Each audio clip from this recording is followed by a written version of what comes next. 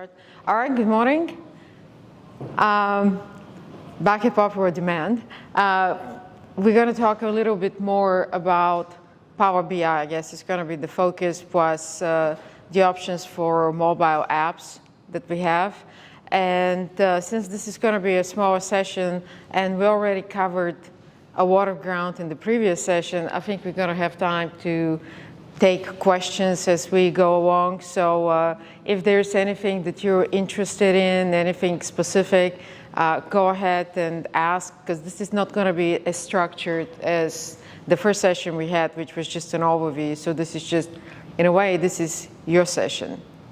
Now, before we get started with the Power BI, talking to people throughout the conference, and last night, and talking to my colleagues, it occurs to me that there are a couple of things that I want to show you just to raise awareness that, hey, this is out there. This is something that you can do. And the first thing was, as we were talking to people here, and we were doing the lumber company was doing the presentation for what they've done and what they'd like to do. What struck me was everybody was talking about how they want to go ahead and start using electronic checklists, etc. And I wanted to show you a neat little thing that we've done to help several of our customers who are going through that transition. And that was switching from tasks, you know how the tasks have written instructions. You actually can take the written instructions and convert them into an electronic checklist using this little tool. And I just wanted to show you that real quick. In this particular case, you log in, it's a web page, and it automatically connects to your environment. And here is a list of all the tasks for that particular organization. So you select the task. This is an instruction inside Infor. Inside HxGN, I'm sorry. So what you're seeing here is what you would see inside the task instruction page, just text. The way this works is you can notice how the text is separated into different lines. Obviously, you can send them all and turn them into checklists, but usually what you would do is you can select one by one or several at a time, like I'm doing Shift right now, for example, and you can send that over, and that's what is going to turn it into an electronic checklist.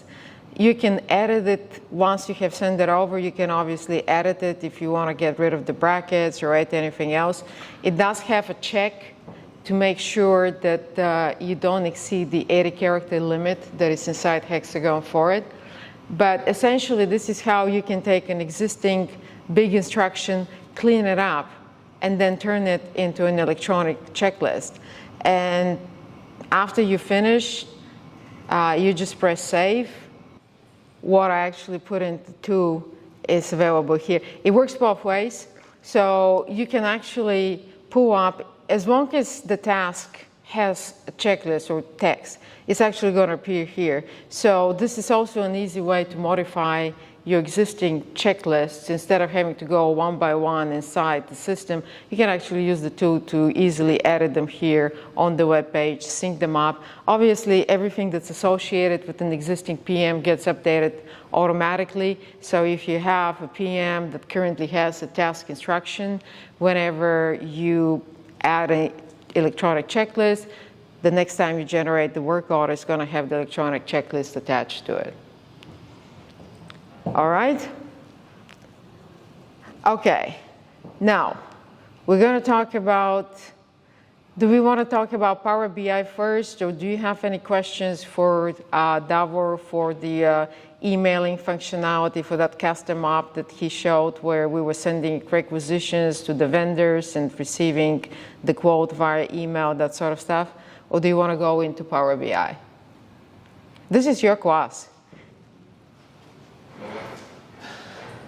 I want to cover whatever you guys are interested in. So yesterday, Richard showed us how to do the connection via Power Query JSON file directly to Power BI. Yeah. And then we skipped over how to put it into the SQL Server and then to Power BI. Would you be able to go over that part? Oh my God, Davor is laughing here. I'll have to switch with Davor. So there are two methods. What? I don't do that. Yeah, I didn't. I mean, I know how to do it, but like, this is not something I can do in class. Okay. But we can talk about it. I can actually, I mean, this is I'm the suit of the group. The talent is sitting on the front bench here. But what we do, I'll show you essentially how it's done. But you obviously need to have a little bit of technical knowledge, in this case, SQL Express database, to actually take the file and put it into the database. Now, the JSON file is different than what the SQL database. Yes, so that one was pretty straightforward. Let's go ahead and we can. I would actually skip the SQL database. The SQL database, you actually have to go and define the table that you want to put it into.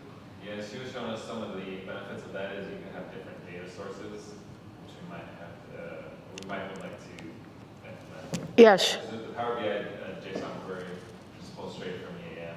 Right. And she was showing us how some plans don't actually have EAM, but you could integrate it via the SQL server. So you pull an EAM to that one, then pull in the other data sources, and then present it all in Power BI, all the sources together. Right. I was just actually going to suggest you can use like a schema as a database, which you use as the data sources, replace the SQL server. Yeah. However, SQL server can also store JSON files as well, right? You don't have to define that structure.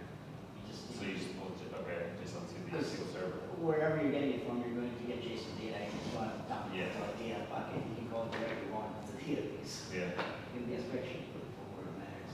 Okay. Right.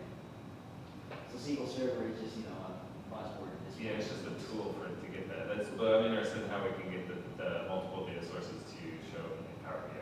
Okay, yeah. Yeah. So you're just basically, you know, sourcing your data from wherever you want. Power BI allows you to make connections to all sorts of, you know, Yeah. databases and sources, REST APIs, SQL Server database, Postgres, Oracle, whatever, right? It's just a data source. Yeah. So any application that's on your network, you can connect to it directly. You don't need to, you know, get that data and put it into another database. It's already in a database. Yeah. Okay. Davor is correct that whenever you work, So instead of having the island server, just connect both direct connections from EAM and from the other data source. Yeah, essentially, well, yes, anytime you hear more like a data lake or something like that, be wary, right? Because why am I doing this? This data comes from a database into a database. Yeah. I didn't see the whole Power BI presentation. Okay, so- I'm interested in that part, but I don't know. okay, and now okay, let's go ahead and do like a quick recap for the Power BI presentation. And yeah, I actually managed to get the SQL database, but we'll talk a little bit more about it, but Davor is correct. Even within the same report, you can actually bring in different data sources for the same report. So each query that you have within your report can have a different data source. As long as you know how the data is connected to the backend, or you actually use the Power BI tools to connect the queries, he's correct that you don't really need the database. It's just kind of like a nice to have, in this case, centralized point. For example, why we use the database in this case is before the REST API was actually available, rather than actually dealing with XML, what we were doing is we were using the Cognos server to email out a CSV file, Yeah. and then it's easy just to grab the CSV file and dump it into our database Yeah. and then do queries on it. But now we have to do that because we have the direct API. Well, now you can write any query you want, Yeah. and you're getting your data from a database, right? Yeah. Now it's coming directly out of EAM where you can write anything you need and just grab the data that you need. Okay. Okay. Yeah, I get the view part and all that. So the rest. So essentially, the way the grid API works, the initial first response that it gives you, it comes with some metadata. That metadata describes the grid that you're working with, and that little JavaScript file that Richard has shared, I'm pretty sure you're going to share with everybody that's here, takes that data to construct the table that you need to dump your data into it. Yeah. So you can use all the same that information to, you know, generate a table on the fly to produce a database if you need to for some reason. But essentially, whatever grid you design, a view that you write onto inside of the port, or sorry, inside of the EAM, its initial first response when it comes to you is going to carry that metadata. So whatever, it doesn't matter how you define it, it's going to generate a table for you on the fly, Okay. right? Yeah. All right, let's do a quick recap. No, you are. Okay. I'm trying to think through our solution about that's what we want. Because yeah, that adds better flexibility. Correct. You wanna, you know, less rigidity. And less maintenance, we don't have an extra server to deal with. Correct. Yeah, the less maintenance you have, the better it is, right? Because at the end of the day, all that data is actually being merged inside of Power BI, right? It's going to do its job regardless. Yeah. Whether you're storing it, you know, it's like Yeah. you can set it through 10 different databases. At the end of the day, you gotta make it from Power BI Yeah. to this work, right? Just leave it in the AM. Yeah. As a matter of fact, I want to do a quick overview of what we talked about, and then I'll show an example. I have a report that's pulling data from a custom app that we did that is actually not even connected to HxGN. It's for mold shop equipment, for tracking the mold equipment, etc. And at the same time, in the same report, there is a data source that's coming from HxGN as well. And there is no database in that case. It actually goes directly in there. So, but first, really quick recap. So in the first presentation, my colleague Richard Moore from HxGN, who does miracles, was here, and he showed us how to connect using with version 12 and higher. We have the REST APIs available, and if you have version 12, this is probably going to be one of the fastest ways to get data. Now, the both approaches that we talked about last time essentially follow the same logic of extracting the data. It's just how you end up accessing Power BI that was slightly different. So in this particular case, we're always going to start with a grid. So we discussed how we're going to create a custom grid inside HxGN. And it could be as simple or as complex as you would like it to be. Richard showed a very neat little trick. Well, how do I write a grid if I don't really know table names, etc.? And what he showed was how you can cheat by going to, let's say you go to the work orders and you want to see what are these fields that I see in this grid for the work order list. Let me go ahead and do that as a matter of fact. So the way to cheat is to actually use the data spy. And if you go into the advanced portion of the data spy, you actually see a list of everything that's going on there. So in this particular case, with the default all work orders, if I go to advanced, for example, display SQL statement, it's going to show me essentially everything that's going on. So you can, if, for example, I wanted to replicate something like this, I can actually look it up from here. If you never tried it, it's actually relatively easy to create a grid. I don't know if you guys have much experience, but in either case, to create a Power BI report, you want to start with a grid. Now, there is a caveat. If you're just like starting out and you only want to try Power BI, there's nothing wrong with exporting your grid inside Excel, connecting it to Power BI just to see how Power BI works. Because at the end of the day, it's just source data. And it's kind of an easy way to, if you're just trying to learn how it all comes together. In any case, we have a grid. One way or another, we come up with a grid. I don't know, are you all familiar with creating grids? Yes? Yes. All right. So once we created the grid, as I said, there are two ways that you can export the data from the grid. What Richard showed was with version 12 and higher, there is the Swagger website site, there you go, that actually shows the APIs. And I think he included in the presentation, we actually have a link to this.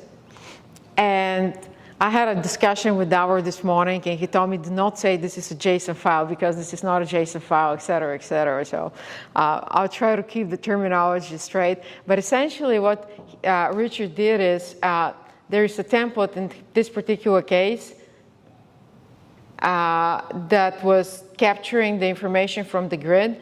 And all you have to do is change really the grid name. So it's up at the top.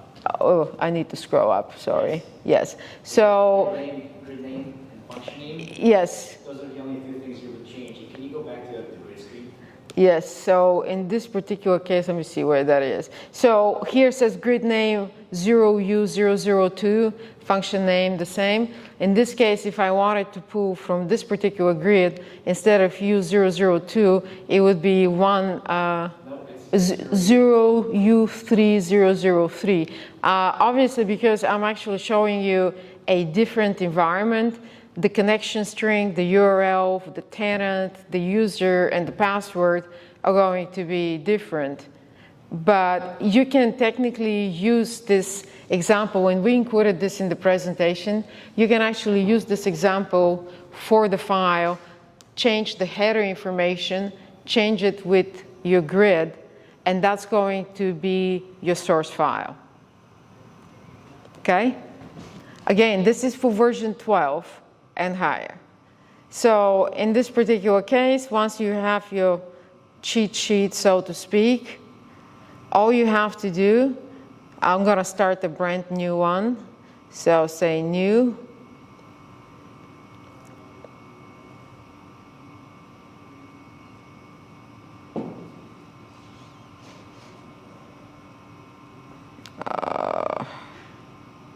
No, we don't want any of that stuff. So if you're, in this particular case, we're going to go to get data, and we're going to do blank query. Notice that there are a number of different options. As a matter of fact, if I were to click more, there is a very long list of options. In this particular case, we're going to say we're starting with a blank query. And we're going to open the advanced editor. From here, we're going to select this. I'm going to copy it. And I'm going to replace what's here with that file. And press done. I'm not going to refresh. And it brought in my data. So you're... But it didn't. What do you mean? You already had the data cached on your computer, so that's all it did. It was asking you to refresh it. Hit the preview button again, and it's going to pull it from the server again. Hang on, just... There You should pull it. It's... All right. And my data is now here. I say close and apply. It's now pulling the data.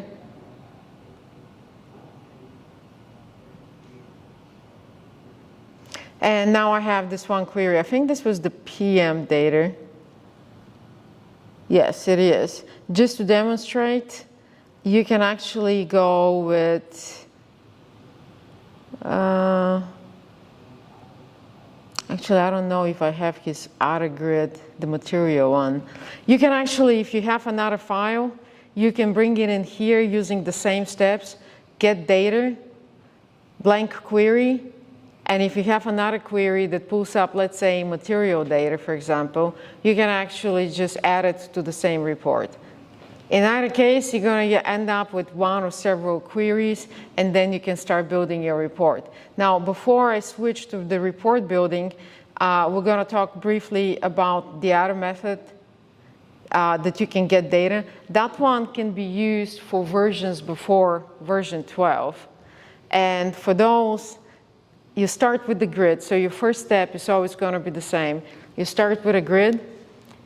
In this particular case, this environment is 12, but when we were building the reports for them, they actually were on a previous version. That's why we had the grids.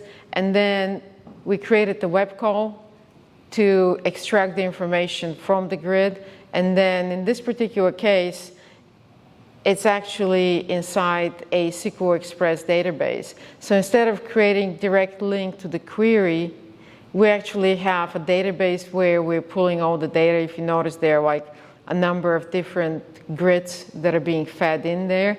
So in this particular case, my Power BI is actually connected to the SQL database instead of directly to the environment itself. Does that make sense? That's what we're doing now because we don't have version 12 yet, so. You on premise? Obviously, yes. So what do you currently use? Do you guys use Power BI, Tableau, or what are you using? Power,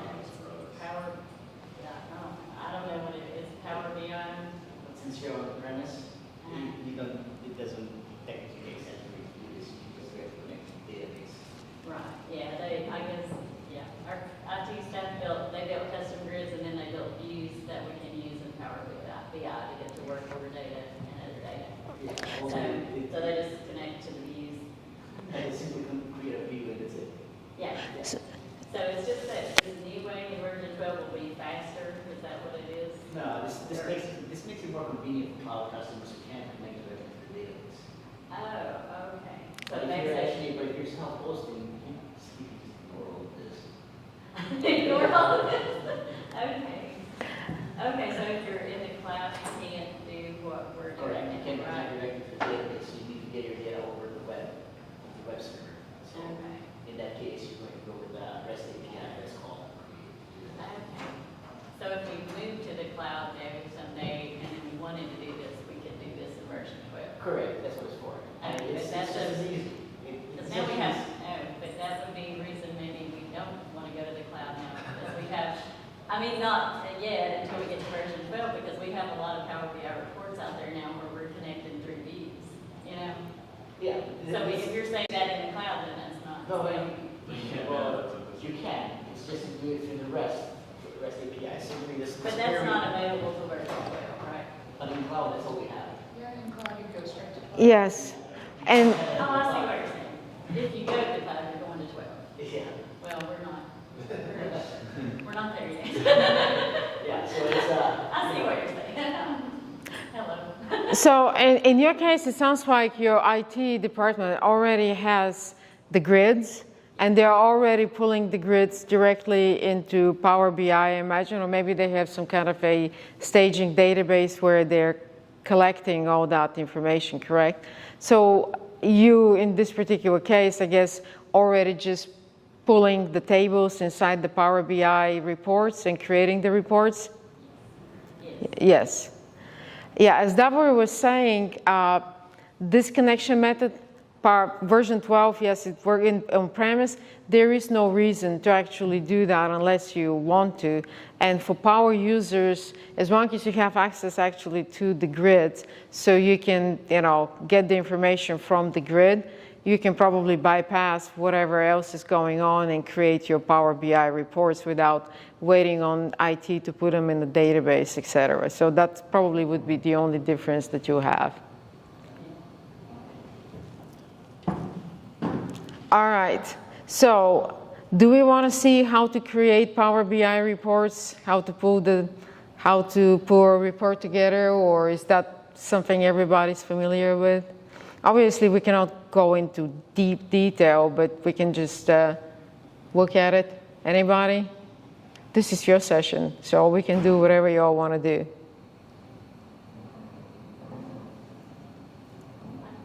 Sure, I mean, a little bit. Is that, did you want to see it? I'm familiar with Are you? Yeah, I was going to say he probably knows how to create the Power BI reports. Real quick, I'm going to go back because I don't want to go through the remote desktop in case it starts slowing down. So I'll just go here.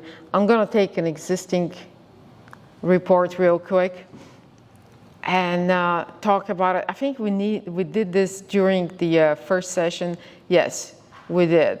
So a little tip, whenever your data comes in, I was telling them on Monday, when we pull this data from HxGN, this is a forecast for whatever parts we're going to need for PMs going into the future, and there is a need date. And what I discovered when I was playing with the report was that the date was actually coming across as a number. It looked like a date, but it was being read as a number, and whenever I tried to summarize it, it would just give me a count function. It wouldn't let me separate it as a date.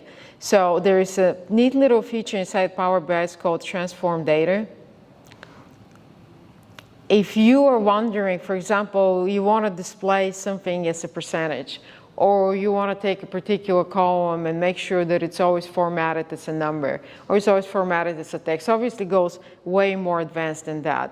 But for your basic users, that's actually a very useful way of quickly just checking your data and making some changes. In this particular case, the date, when I click on the header, there is change the data type, and I set it up as a date. That's all I had to do. And once you do that, and this is important whenever you're building Power BI reports, because once a field is recognized as a date by Power BI, it then allows you to create a hierarchy for it by right-click saying create hierarchy, and the data hierarchy automatically is then broken down by year, quarter, month, and date. What that allows you to do is quickly build reports that are going to be summarized by any of these parameters. So you don't have to know SQL or any other programming language to actually program and group your data. All you have to do is, in this particular case, I'm just going to start this from scratch again. I'm just going to delete it. I can start very basic, like let's say, okay, I want to see how much money I'm going to need to budget for the first quarter of this year. But I don't really know how to go about it. I know we're going to talk about parts, so I'm going to say part. Notice I click on the part. It immediately puts it as a list here, right? And then I probably don't want the description because I just want to see a summary. I definitely want to see the total cost. And then I said I wanted to see it by maybe by quarter or by month, and I'll just say month for now. But this doesn't really look like what I need because it's got like way too much data. This is where I can start filtering. Again, I'm doing this from the perspective of somebody who's not particularly savvy writing SQL or working with the data, so your regular front-end user. In this particular case, I can say that I just want to see stuff for a particular month. I want it for the first quarter size, but I want it broken down by month. So I'll say January, February, March, and that automatically filters it out. And I also probably want to filter it out by year. So I don't want to see the year necessarily on the report. So I'm just going to drag it as a filter. And I'll see that the year is basic filtering is good enough. I just want it for this year. And now it shows me all the information for March, etc. But again, it's a big list. Why? Because I put part in there, and I just want the summary. Well, I can always change my mind.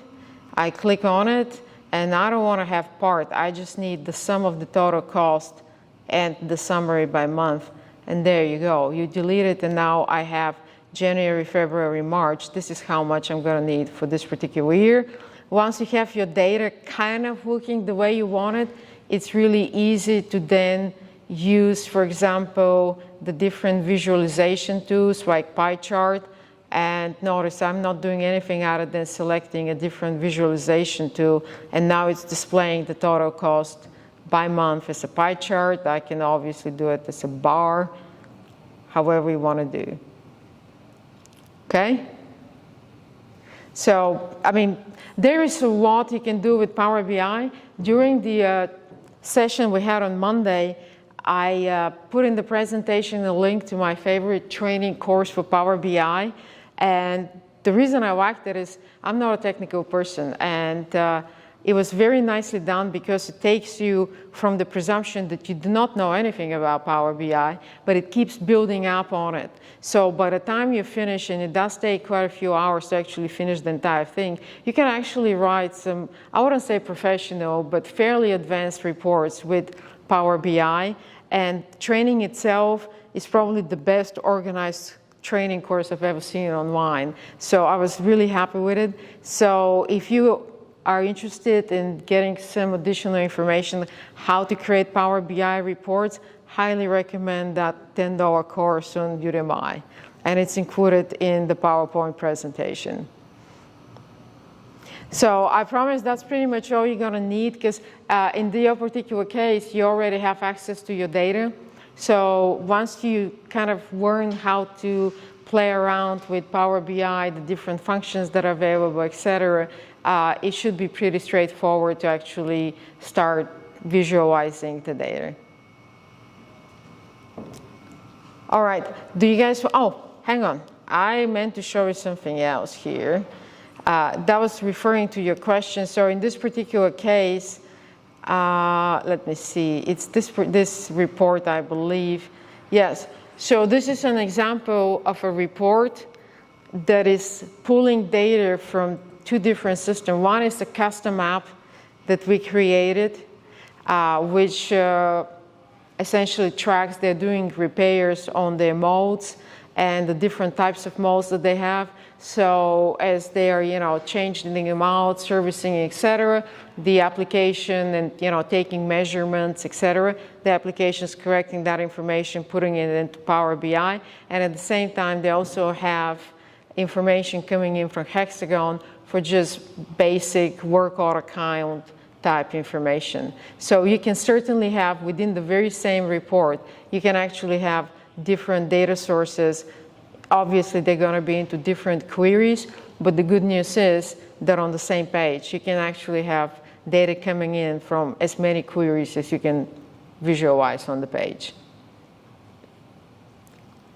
All right. Now, anything else you guys want to see about Power BI, mobile, or anything else? Because we can talk about Power BI for days, really. Were you going to show a little bit of the mobile again? I saw it. I went to that one. Did you go to that one? I can even, once we finish, I can even let you play with it because I have it on my phone. So for the mobile, we actually have two different things that we presented. One was the solution that we did for a customer who wanted to run a modified parts deficiency report, and they wanted to look at not only what do we need, but for the parts that we need, do we have them in the other storerooms of the company, and then on the screen create transfer requisitions for them and create also requisitions to the vendors, or ask for a quote from the vendor, and then the whole magic that Davor did with the email, where the vendor receives the email and enters the quote, and that creates our requisition. So that was the one thing that one of the things we showed with the mobile, with the extensions, and the other one was the mobile app itself. So I don't know, I think you guys were there let me just start the from beginning, and I'm just going to forward on this. You were probably there yesterday when they were talking about version 12, and oh my God, this is showing something else, just a second, and the different features that they have in version 12 coming up. And we were talking about digital work, etc., basically the mobile options that HxGN has, which are obviously amazing because you can do a lot with the mobile offerings that they have. Whenever we created this mobile app came up as a request actually from a customer, and they decided that what they were after was something different in terms of approach. So instead of bringing in all the features and functionality that you would normally have inside HxGN, the idea was, we need an app that I can give to the mechanic. I don't have to train him how to use it. And the only thing I really want him to do is see the work orders that are assigned to him, book his hours, read the comments, check the list, and close the work order. That was it.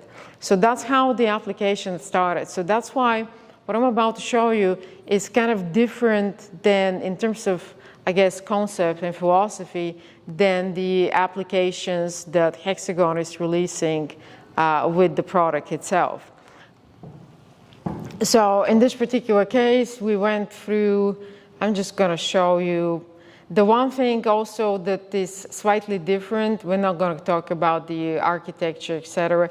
The one thing that is different is that the application natively works in offline mode, and you would never really know it because it's got a Couchbase database at the back end, and it automatically, even if you are inside the, outside of Wi-Fi range, actually, you can still keep on processing, and whenever you get back in range, it would automatically sync up everything that you have been doing. So for the end user, they wouldn't even know that they have lost connectivity. And that was the deliberate choice on our part because the particular customer that we developed this for had problems with Wi-Fi coverage within the plant. So that is probably the other difference with the app. What can you do? As I said, when we finish, because we're probably going to run out of time, I'll let you play with my phone. You can create work orders and work requests. The application works with a barcode scanner. As a matter of fact, I've got one in my bag, and you can just connect it with a Bluetooth to whatever device you're using. So the reason I'm saying this is the cameras on the phones and the tablet theoretically should work. They work, but it's, you have to position it just right, and then you have to take the picture. If you're going to be doing a lot of barcode reading, like for the inventory portion where you can inventory your parts, I would highly recommend whichever app you use, whether you use this or the HxGN ones, definitely get a dedicated barcode reader. So anyway, you can create work orders, work requests, you can scan the equipment code and just creating the description. You can process existing PMs and work orders. As I said, the idea behind it was for somebody really who doesn't really use computers all that much. Everybody uses a phone. They should be able to just go in there, type in their assign to name, or actually we have a filter for assign to, but start typing in, it filters it out, click on the record, read the instructions, book the labor, close the work order. So that was pretty much how it all started. You can take pictures with the mobile device, and then obviously get it uploaded to the record inside HxGN as well. Comments, you can issue out parts from the material list on the work order. And something that we kind of changed again is a concept inside for HxGN. How do you use your parts? You have obviously you can go to the work order and issue out the parts there. We have that. And then the other one is you have the dedicated part issue screen where you select the work order, and then you actually select the materials you want for that work order.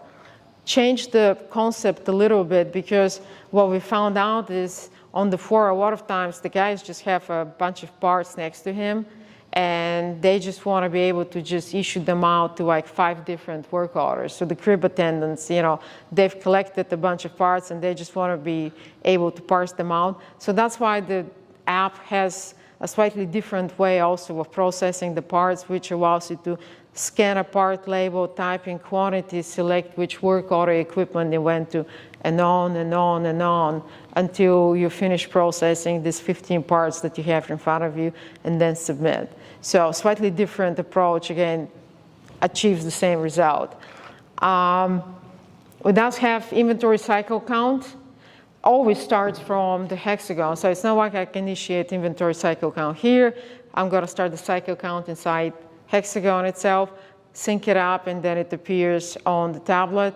And then using definitely the dedicated barcode scanner, you can start scanning in, and it uploads into the count sheet inside HxGN. One thing that's different is that it supports ad hoc counting of parts. In HxGN, you can specify which parts you want to be counting, but what if you enter the bin range and then you find some parts that were outside the bin range? They're not going to be there to be counted. With the app, you can actually continue, just anything that's in your storeroom can be added to the count and then processed, even if it was not part of that initial count that you started. And checklists, and how could I forget electronic checklists and PMs and work orders? Yes, as I said, I'll show you in a minute on my phone. The work orders, the PMs, if they have an instruction, you see it on the screen. If you had a checklist, you see it on the screen, and you can process the electronic checklist on the screen. And when you submit the work order, obviously gets updated. And The other thing, oh yes, book internal labor hours. You can manually type in the hours. It does have a tracker button that you can press start and then keeps running in the background until you press stop, and then you can book your labor hours. And closing the work order, you change the status to closed. And once you've closed the work order, it does disappear from the list. And that was a deliberate decision, again, not to bring in all the work orders. You only bring in the open records that you have, and when they're closed, they're actually going to disappear from the mobile device. And in terms of security, the security is actually very basic, and it's managed through a dashboard, through a control panel that is outside of HxGN. And again, the premise was we don't want to be replicating whatever we're already doing with HxGN on a mobile device. This really is, the purpose is to be able to give it to a wide range of people just to process the work orders, and in the case of inventory, to be able to do quickly physical inventory count. All right, and I think I ran out of time, but I will show you the app because I have it on my phone. So if you all want to have a look at it, we certainly can. Any questions? No? All right. Well, thank you so much. And well, if you think of anything, do let us know. You know how to reach us.